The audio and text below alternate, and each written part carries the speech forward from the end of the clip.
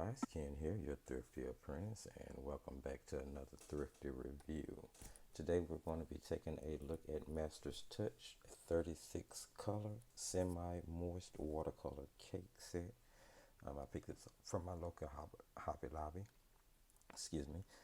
It was priced $37.99, but I picked it up at a point when all Master's Touch and the Fine Touch products were 50% off, so I only paid around $19 for my particular set. Which is pretty good value for 36 colors. It comes in this really nice and cute sturdy tin, which could be reused for other things. It says the Master's Touch Fine Art Studio, 36 colors, semi-moist watercolor cakes, artist grade, highly pigmented, smooth lay down, and vibrant colors. We'll get to all of that really soon. It has a really nice painting on the right hand side, and on the left hand lower corner side there's a color swatch of what each cake is supposed to look like. You guys, you're going to have to forgive me. You're going to be able to see the reflection of my little camera setup in the tin until we get it out the way, so just bear with me. Master's Touch Fine Art Studio, 36 colors, and then there is a color swatch with the color names laid out in the order in which they are arranged in the palette. Conforms to ASTM D 4236, which lets you know it is non-toxic. 2010 Master's Touch Fine Art Studio, Oklahoma City, Oklahoma, hobbylobby.com, and that they are made in China. So that's pretty much the outside of the packaging, straightforward. You pick this up on the shelf in Hobby Lobby just like this. When you get it home and pop open the tin, the watercolors are arranged in large cakes, and they are inserted inside a plastic palette which can be removed from the tin. There is some glue on the bottom, so you're going to have to give it a little tug to get it out. The paints are covered in this little plastic, what I'm assuming is supposed to be a little mixing wheel. Maybe sit that there. Pretty large area here to mix in if you chose to just do it there, which I don't do it. Or you can actually use that there to mix on if you chose to do it. The cakes will remove from the palette, so that makes it really good for removing certain colors or limiting yourself by removing certain colors just to paint with those. And I just do that on like a side palette or a ceramic plate. So here's where I was talking about the fact that the cakes are circular and large, so it makes it really easy to get large brushes in there to do wet and the wet washes, which I thought was a really good thing. There are a large range of colors. Now, they do not come in this order that I have them arranged. They come in another order, but I rearranged them in an order that was more suitable to the way that I work. The cakes are semi-moist, so they do not dry down completely, which helps to prevent cracking. Doesn't necessarily completely prevent it, but it helps to prevent it in most cases. I have a few cakes here that have some small cracks, but it's not a big deal. But I have left the palette open for days at a time, and in doing so, I have not had any issues with any large amount of cracking with the paints. So that's another good thing that I feel like I experienced with them. Let's take a look at some color swatching now that we've looked at the paints themselves. Pretty straightforward packaging.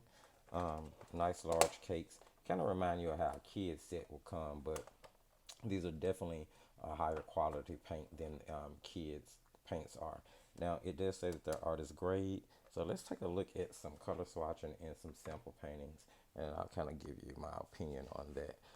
Please keep in mind that everything you hear in this video is straightforward my opinion. I am not being paid or sponsored in any shape, form, or fashion or any way to do this. These are simply my opinions based on my experience with the paints. Now the paints come with this color swatch sheet inserted. I do believe this is probably like a mixed media paper. I'm not sure of the branding. Maybe it's Master's Touch. Not exactly sure, but the names here are arranged for you to swatch out in the original order that they came in the palette. Here, I didn't do any layering at all. I did not do an opacity test on this. I just kind of swatched the colors out in a sort of watery consistency, just to see if I could get some good color payoff. Now, the great thing that I did like about the paints, I noticed right away with swatching them, because they are semi-moist, the color or the pigment, I'm not sure if it's pigment based or dye based. I believe it's pigment based. Releases pretty easily, which helps to add more vibrancy to a single wash. So they turned out pretty well here. So then I actually rearranged the palette, like I told you, in the order that I'm more used to using the colors in, and re-swatched the paints on 100% cotton paper, which I'm glad I did, because I immediately got to see the difference in the color shift, from the vibrancy of the paints when they're wet to when they dry down on like a mixed media or a cellulose paper versus a 100% cotton paper. And right away, I already knew that I would prefer to use the paints on a 100% cotton paper. That's not to say that they didn't work well on the cellulose papers that I'm going to use, and we're going to take a look at that in a second. So again, colors are pretty vibrant. At this point, I still hadn't decided whether I agreed with the fact that they were artist grade, but I did agree with the fact that they do have a smooth laydown. They do have vibrant color, and they are pretty highly pigmented, even more so on 100% cotton paper. The colors were pretty transparent. As you can see, the opacity test I did do on this one. And with each one of these swatches, they have 3 different layers. One individual layer laid down with a more watery wash, and then with less water each layer, I glazed up to 2 separate layers on top of the original. And with each one, you can see that there was pretty much no settlement at all on the marker lines, the permanent marker lines. Now, there was a little bit of haziness right here in like the, let's see, what is this, the red ochre, as we got to like the 3rd layer. Maybe a little bit there in the burnt sienna, a little bit there in the burnt umber, which, because they were also transparent even up to 3 layers, it originally had me thinking that's why I was originally thinking that they were maybe a dye-based product. But then when you get down here and you start looking at the 2nd and 3rd layer on like the ultramarine color, a little here on the burnt sienna and the burnt umber color, even down here a little bit on the Payne's gray color, I'm seeing what I think may be some very slight granulation. Now, I don't know if that's from the fact that it's on the other side of my brain pigment based with a few large pigments, versus the fact that this is what I know as a craft brand. So it probably does have fillers in it. So maybe that's what that slight granulation is from. Again, question mark on it being artist grade, although I will go ahead and say that I definitely think that it's probably a really good student grade novelty set.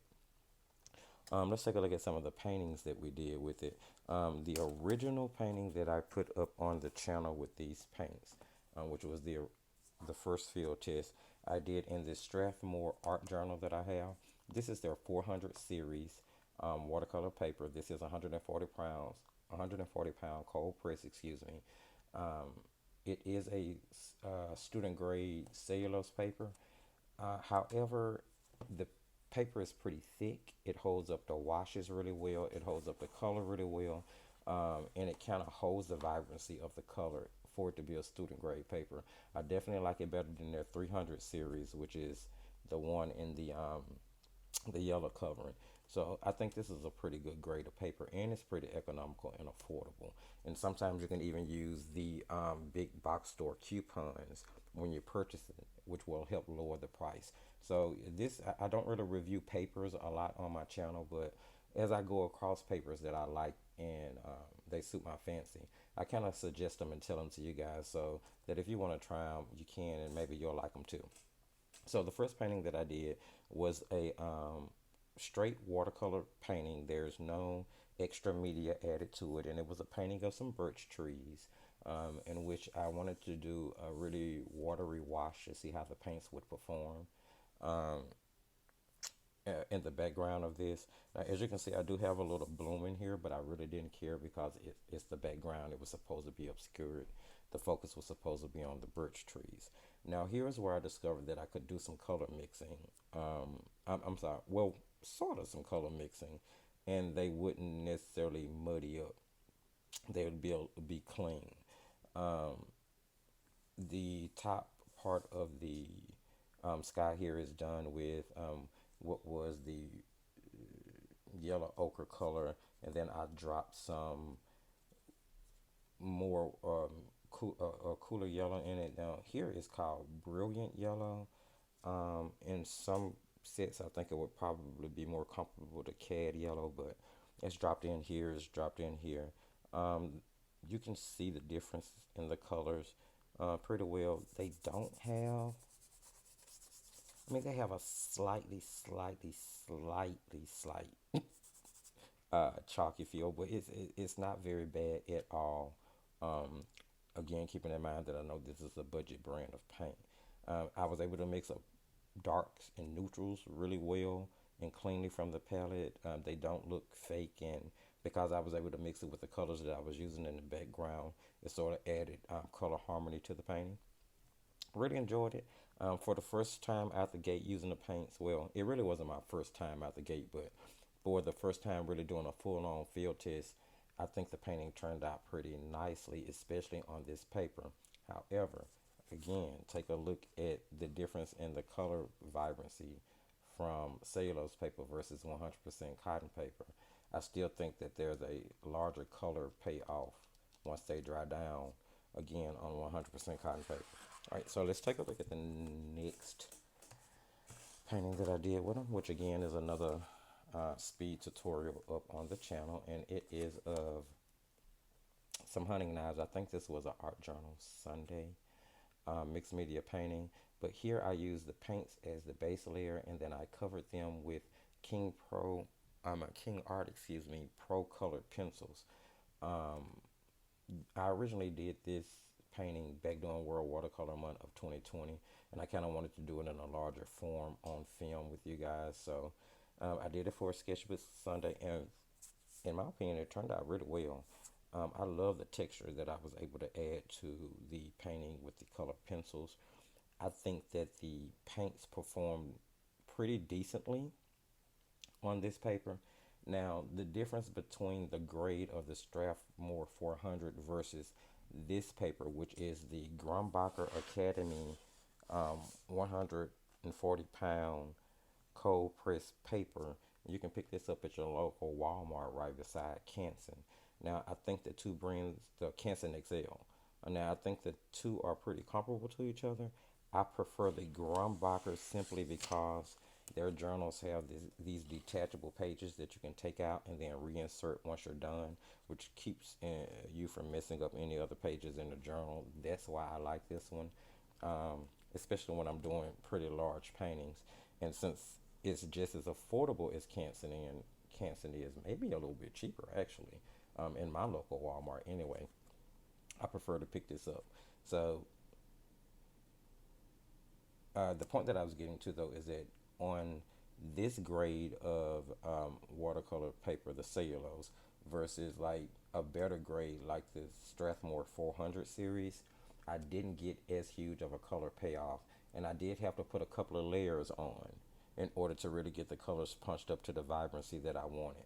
With that being said, the paints did layer really well, and they didn't get muddy as I was layering, and they didn't lift. I was able to layer once one layer was completely dry. I was able to go over it with another layer, and the colors got more vibrant and more saturated. So I did like that. But again, it did require me to do 2 or 3 layers in order to really get the color saturation to where I wanted it on this particular grade of cellulose paper versus this grade of cellulose paper, and definitely not in comparison to using the paints on 100% cotton paper.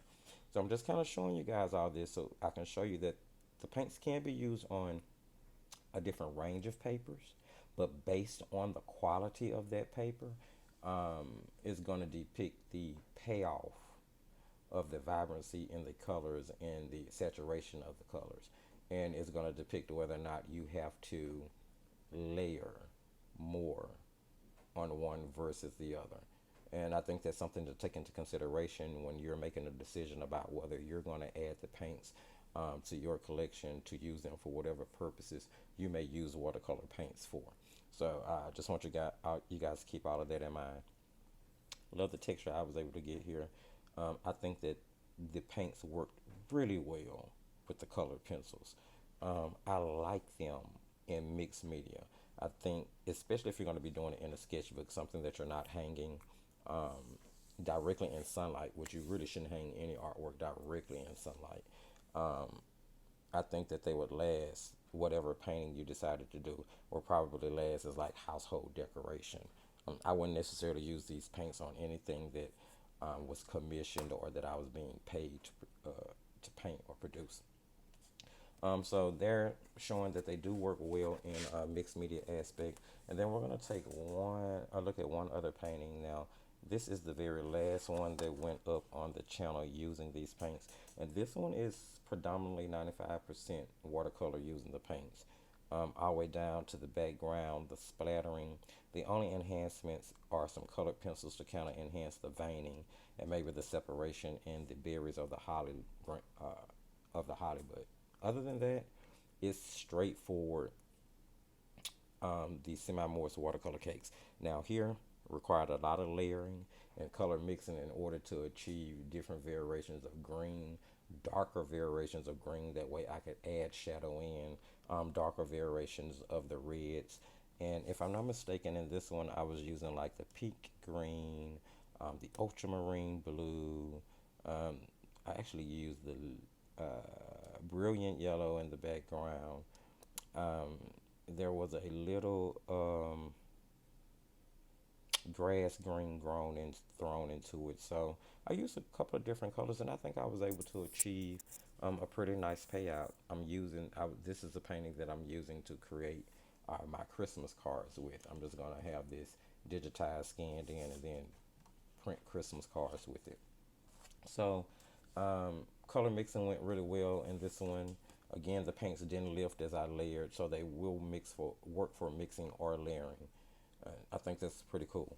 Let me see, were there any things I really didn't care for with the palette? Of course, the colors don't bleed. They're not going to run all over the place.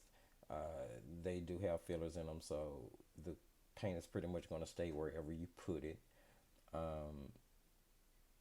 Again, slight color shift from wet to dry, depending on the paper type and the grade that you use. I wasn't thrilled at the fact that there is no lightfast or pigment information included with them, which in most craft brands, you don't get that information. However, I did discover here recently, especially from using their gouache, that Master's Touch has started to include pigment information, in some of their products now. Still no lightfast, but like the Master's Touch gouache that I purchased, they actually have pigment numbers on the tube, which I thought was pretty cool. These paints to me are pretty comparable to, like, I've used Prima paints, I've used Jane Davenport paints, and these paints remind me a lot of those. But when I compare these paints to other Master's Touch products that I use, I can definitely tell that these are produced in a different factory from, say, like their 24 half pan set, which we'll get around to reviewing eventually as well. Let's see what else. The granulation, I really can't tell whether it's from pigment or whether it's from the fillers, but either or, the granulation is not light. It's not heavy, should I say. So these are not a paints that you're going to want to run out and grab if you're looking for something that granulate. The palette is pretty large. Definitely applaud the fact that you're able to remove the cakes, because if not, then the palette would be pretty clumsy for, most painting surfaces, not unless you just paint on a really, really huge table or something. Let's see, anything else? My opinion on the original question with whether or not I think their art is grade, I think that they are a really good craft grade, a really good student grade. Again, I put them up there on the level of Prima. I put them up there on the level of Jane Davenport. Let's see, what else have I used? Those are the only ones I've experienced that I would put them on the same level of. So if you are a fan of either one of those brands, I think you may like this particular palette of the Master Touch paint, and um, it's gonna be half the cost because these are only 19 bucks, and I paid somewhere around 25, 30 bucks for each one of my individual Prima palettes. About the same amount for my Jane Davenport palette. So if I was just gonna choose one over the others, it would probably be this, simply based on the price, and that you can get it 50% off. Um, so there are my thoughts on this particular palette. Artist grade, don't necessarily say that. Highly pigmented, yes, and smooth lay down, yes, and vibrant colors, yes, but I wouldn't call these a artist grade or professional grade of paint. I would definitely call them a nice student quality, and I would recommend them, especially at the price. Maybe not for everybody. Advanced artists, you probably wouldn't care too much for them. I mean, especially due to the fact that they're not a true professional brand, no lightfast, no pigment information, and the palette is way too large for you to just use. It's like a travel watercolor kit. But for someone who's just beginning, who paints at home, someone who does card making, um, and craft projects like that, I think that this is a pretty good palette, and that you will enjoy using it, and that it's vibrant and workable enough that it wouldn't turn a beginner off, and you can pick it up really economical. So yeah, guys, there's my thought on this particular palette. If you heard some information that you found useful to help you make a decision on these paints, please go ahead and give it a thumbs up. I really would love to see you guys let me know whether or not you like the content that I'm bringing to you. Use the comment section. Let me know whether you've tried these, whether you're going to try them, what you think of them if you have tried them. Please share the video. Sharing is caring. It's going to help to grow the channel. If you haven't subscribed, go ahead and hit that bell. Go ahead and hit that subscribe button, and join us here for more upcoming content and videos and reviews. Check us out on the Thrifty Apprentice Facebook page as well as Instagram. On Facebook, you can share your artwork in the Thrifty Apprentice group, and on the Thrifty Apprentice page, and we can all share in the experiences that you may be having if you're painting along, or if you have thoughts, or even if you have suggestions. And guys, please remember, as I tell you at the end of every single video, just keep painting.